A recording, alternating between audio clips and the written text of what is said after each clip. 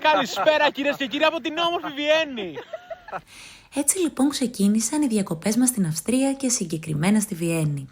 Ξυπνήσαμε και η πρώτη μας κίνηση ήταν να βγάλουμε εισιτήρια για το μετρό για 72 ώρες 17 ευρώ το άτομο και να κατευθυνθούμε προς το κέντρο της πόλης. Εκεί το πρώτο πράγμα που είδαμε ήταν ο ναός του Αγίου Στεφάνου, ενώ στόχος μας ήταν να βρούμε το καφέ Σεντράλ για να πάρουμε πρωινό. Κάτι που κατέστη αδύνατο αφού είχε μια τεράστια ουρά και πάνω από μια ώρα αναμονή.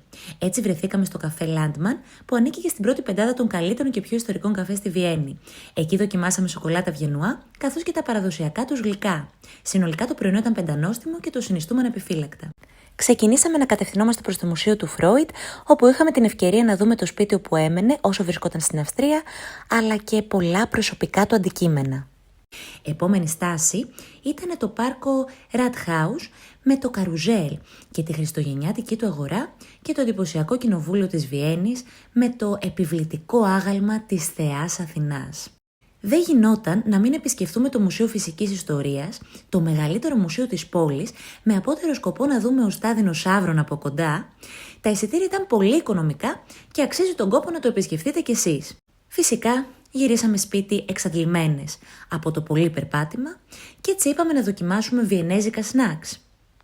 Αποφασίσαμε ότι τα πιο νόστιμα είναι τα κονάκια Λέις και κάπως έτσι τελείωσε και η πρώτη μας μέρα στη Βιέννη.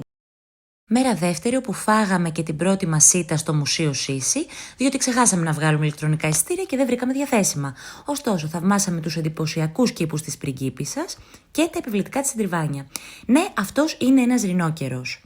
Και αυτή είναι μια αρκούδα και να και μια φώκια. Τα ζωάκια αυτά τα θαυμάσαμε στο ζωολογικό πάρκο ακριβώς δίπλα από το ανάκτορο Σεμπρούν. Γυρνώντας, αποφασίσαμε να πάμε στον Άγιο Στέφανο, που αποτελεί κεντρικό αξιοθέατο της πόλης και είναι δωρεάν, και το ίδιο βράδυ στην κρατική όπερα της Βιέννης, εκεί που εμφανιζόταν και η Μαρία Κάλλας. Βιέννη χωρίς σοκολάτα δεν γίνεται και που θα τη βρεις στα χριστουγεννιάτικα πάρκα, μαζί με ζεστό κρασί, με σούπες, με hot dog και θέα την πολύχρωμη σκεπή του ναού του Αγίου Στεφάνου. Εδώ βλέπουμε τα μοβ φώτα. Γράψτε μας στα σχόλια αν έχετε επισκεφτεί και εσείς τη Βιέννη. Φιλάκια πολλά. Bye!